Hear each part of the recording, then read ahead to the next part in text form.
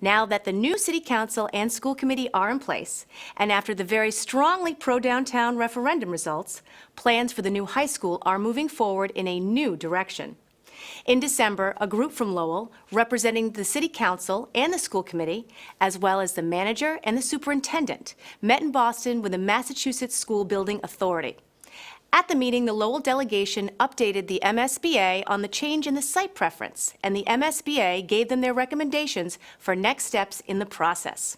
To learn what those next steps are, we spoke with Superintendent Khelfaoui and Connie Martin of the School Committee. When I went to the MSBA meeting, and I was sitting at the table, that my understanding is that they got the message really clear that the people of Lowell wanted it to be downtown, and that they encouraged us to resubmit, and that they would have no problem with us resubmitting, and they will help with whatever technicality it is. What I got is that they really wanted it to, like, okay, if we're gonna go through all this work of resubmitting, let's do it right. You know, let's explore all the possibilities, so we're not back here in 6 months from now say, oh, you know what? Yet within downtown, there's a little variation that we want to do. Why don't you folks look at all of them and make up your mind, and let's do a thorough job. There was a majority of the people were looking at a certain option that required an eminent domain. I think everyone is interested, including the MSBA, at that process. How is that process going to be unveiled? We could make a change if we if between the building committee and the council and perhaps even the school committee, it's an option. But the sense that I've certainly had is that mainly because of the referendum and the way that it was structured, really did very clearly speak to option 3, I believe, and the downtown option exclusively, which does put us in the position where we need to kind of reconvene, look at that option again, and start making some final decisions. This process was never destined to be quick, and that's irregardless of the drama that had come up in terms of the actual siting. So this is not something where we're going to be putting shovels in the ground in the next couple months.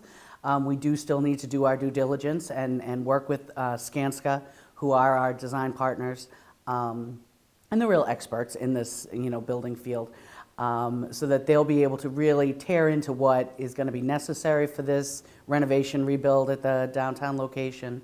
What continues is the school building committee will continue meeting on a very regular basis. I believe it's monthly. June would be when we'd present the earliest that we'd be presenting our final package of all the schematics, all the kind of, and it will be a very thick piece that gets submitted to MSBA for their final consideration and approval at the MSBA board meeting in June.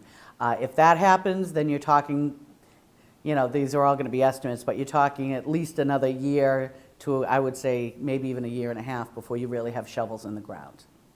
It's a very long process. We have to be very careful that the implementation is going to disturb the least, and give us the least disturbance, that we still preserve the quality of the teaching during the next few years during the construction stage, because these kids deserve a quality education regardless whether there is something being constructed or not. It's going to be complicated because of the nature of needing to shift students and all that. We all recognize that, and ultimately it's going to take time, because there is absolutely no opportunity to do anything but the exact right way. Any mistakes we make, we will pay for 50 years.